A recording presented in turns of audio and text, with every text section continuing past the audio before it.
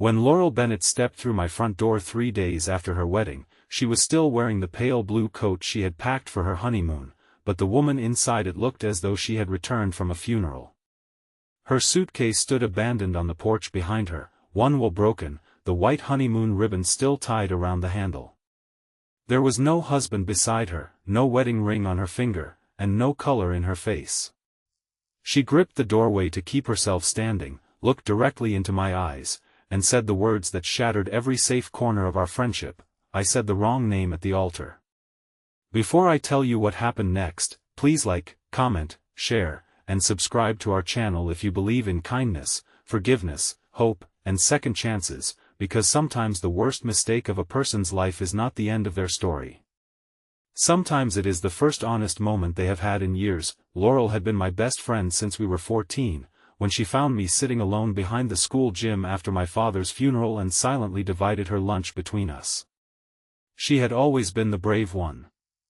She was the girl who defended strangers, rescued injured birds, and once stood in the rain holding an umbrella over an elderly man until his daughter arrived.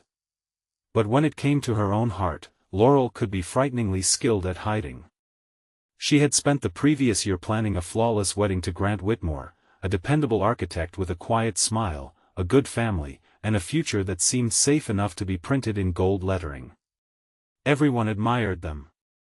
Their engagement photographs looked like magazine covers. Their families spoke about them as though love were a house already built, with every room measured and every door locked securely in place.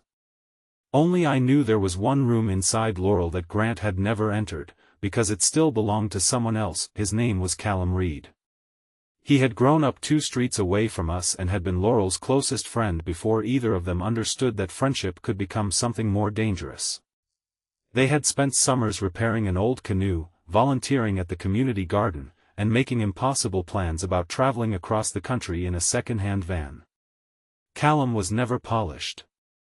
He worked with his hands, laughed too loudly, and carried grief with an honesty that sometimes made people uncomfortable. When his mother became ill, he left college to care for her and later moved north for a construction job after she died. Laurel had wanted him to ask her to wait. Callum had believed loving her meant refusing to trap her in his uncertain life. Neither one said what needed to be said. Pride did the rest. Their calls became less frequent, their messages shorter, and eventually their silence hardened into something both of them pretended was closure. Grant entered Laurel's life during that silence. He was patient, organized, and kind in ways that could be measured. He remembered appointments, repaired loose cabinet hinges, and brought her coffee exactly the way she liked it.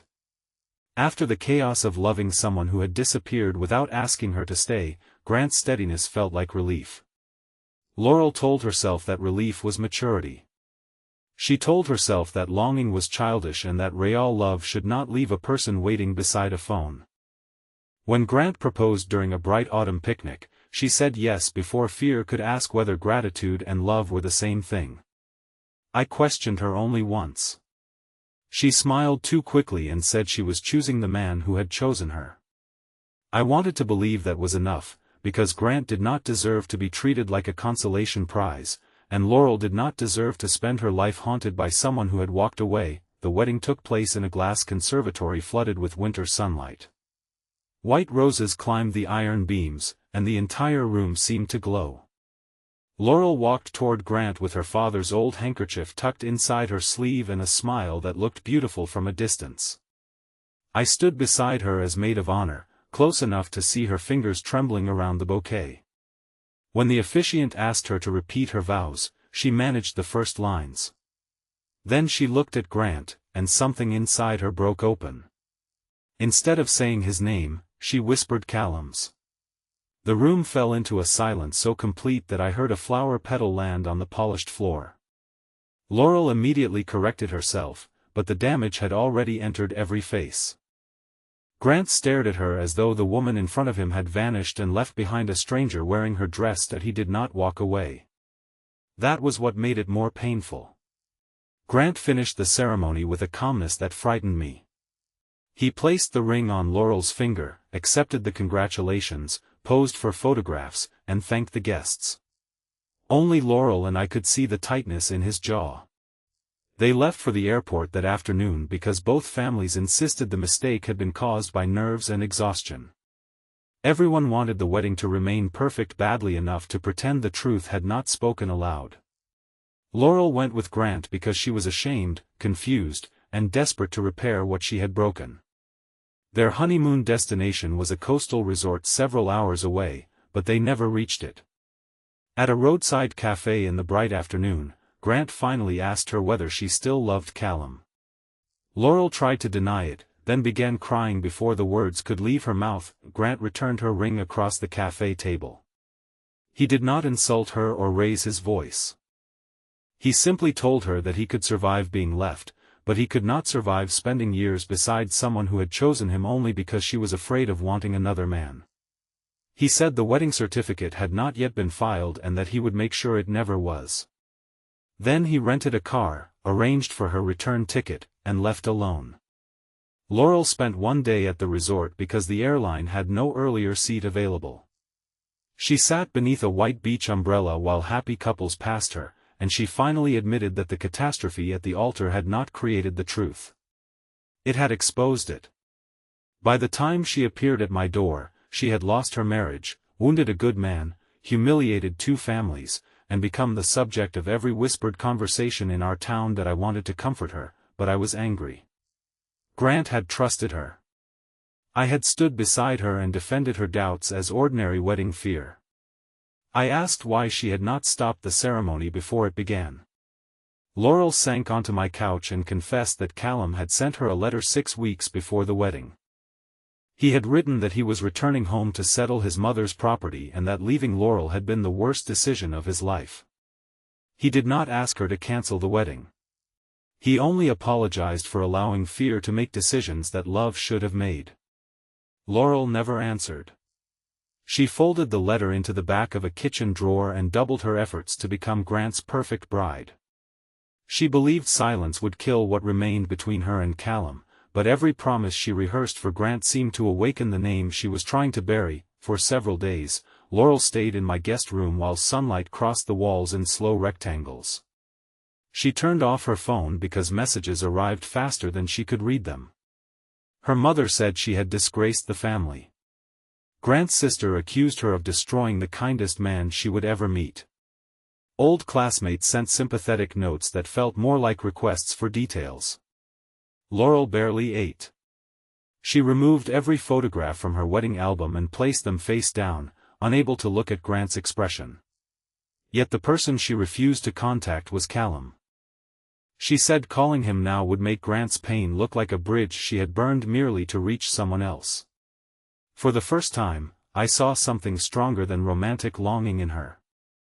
I saw remorse. She no longer cared about rescuing her reputation.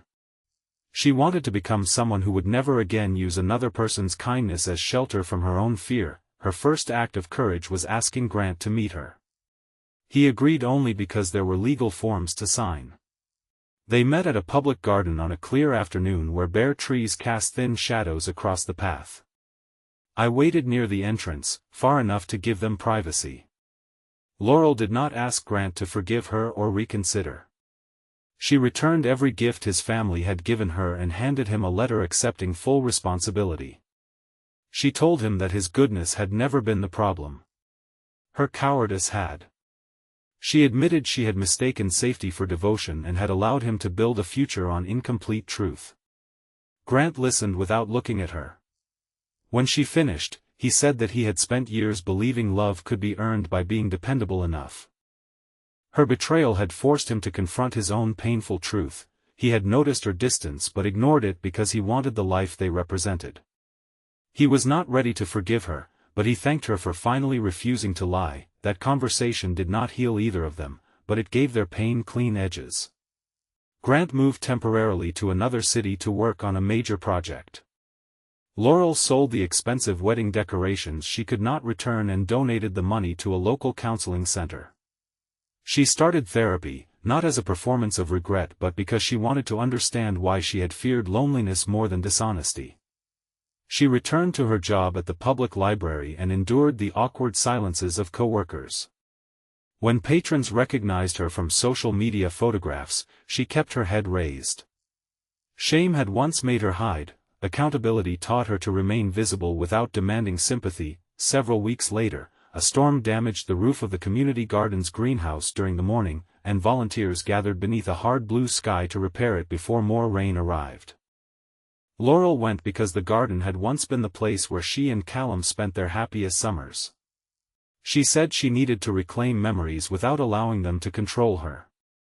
I went with her. Callum was already there, standing on a ladder with a hammer tucked into his belt. He had changed since I had last seen him. His face was leaner, and grief had softened the recklessness in him. When he saw Laurel, he climbed down slowly. Neither moved toward the other. The silence between them was not romantic. It was crowded with consequences. Callum had heard about the wedding from his cousin. He carried guilt because of the letter, though he had never expected Laurel to leave Grant. He admitted that sending it so close to the ceremony had been selfish, even if every word was true. Laurel told him the name she spoke at the altar belonged to a memory as much as it belonged to him. She had spent years idealizing what they might have been because imagining a perfect lost love was easier than risking a real, imperfect relationship. Callum confessed that he had loved her, but he had also abandoned her when she needed honesty. They had both used sacrifice as an excuse for fear. Then Laurel said something that surprised him and me: she was not ready to begin anything with him. She needed to learn who she was without being chosen by Grant, Callum, or anyone else. They spent that day repairing the greenhouse alongside other volunteers. There were no secret embraces, no dramatic promises, and no attempt to turn disaster into romance. They lifted broken panels, cleared wet soil, and worked beneath the afternoon sun until the roof stood secure again. The simplicity of it mattered. Laurel and Callum were finally sharing space without pretending history had already written their future. Over the following months, they met occasionally in public places, usually while volunteering. They rebuilt trust slowly, not from longing but from truth. Callum apologized without asking for reward. Laurel learned to speak uncertainty before it became deception. Some days they laughed like the teenagers they had once been. Other days they kept careful distance. Neither called it love. Grant returned in the spring for his younger brother's graduation. Laurel learned through mutual friends that he was seeing a landscape designer named Cecily, a thoughtful woman who challenged his habit of pretending everything was fine. The news hurt, but it also relieved her. Grant's life had continued beyond the damage she caused. She sent him one message wishing him peace and received a brief reply saying he hoped she had found honesty. That was the closest thing to forgiveness he could offer, and Laurel accepted it without demanding more. Nearly a year after the wedding, Laurel asked me to walk with her through the same conservatory where everything had fallen apart. It was hosting a charity flower exhibition in full daylight. The glass walls reflected a pale sky, and white roses climbed the beams again. Laurel stood in the exact place where she had spoken the wrong name. She did not cry. She said she had once believed that moment ruined her life, but now she understood it had prevented 3 people from living inside a beautiful lie. Grant deserved a woman who could love him completely. Callum deserved to become more than an unfinished memory. Laurel deserved neither punishment without end nor happiness without accountability. She deserved the difficult chance to become honest. Callum joined us near the exit carrying 2 cups of coffee and a third for me. He and Laurel had recently begun dating, though they moved with almost comical caution. Their relationship was not the reward for her failed wedding. It was a new responsibility built after both of them had changed. Callum no longer disappeared when life became painful, and Laurel no longer promised certainty she did not feel. They had agreed that if their love could not survive truth, it did not deserve to survive at all. Watching them walk beside each other through the sunlit garden, I realized the most moving part of their story was not that Laurel had said Callum's name at the altar. It was that afterward, she stopped allowing fear to speak for her. Before we reach the end, leave a meaningful comment about what you believe matters more in love, keeping a promise at any cost, or finding the courage to admit when a promise was made without complete truth. Your words may help someone who is struggling with guilt, regret, or the fear of beginning again. If this story touched your heart, please like this video, leave a meaningful comment, share it with someone who needs hope today, and subscribe to our channel so you never miss another emotional journey. 2 years later, Laurel and Callum married in the community garden beneath the greenhouse roof they had repaired together. The ceremony took place on a bright morning with only a few friends and relatives present. There were no grand decorations, no magazine photographs, and no attempt to prove anything to anyone. Before Laurel spoke her vows, she paused and looked around at the people who had witnessed her worst mistake and stayed long enough to witness her growth. Then she said Callum's name clearly, not because it had escaped from a hidden part of her heart, but because she was finally choosing it with her whole life awake. Afterward, she placed a small white rose near the garden gate, not as a symbol of the marriage that failed, but as gratitude for the painful truth that had saved them all. Grant eventually married Cecily beside a lake, and Laurel sent them a private note wishing them a lifetime of honest happiness. There was no perfect erasure of the past, only forgiveness arriving in different forms, at different speeds. And sometimes that is what a second chance truly looks like, not returning to the life you lost, but becoming worthy of the life that remains.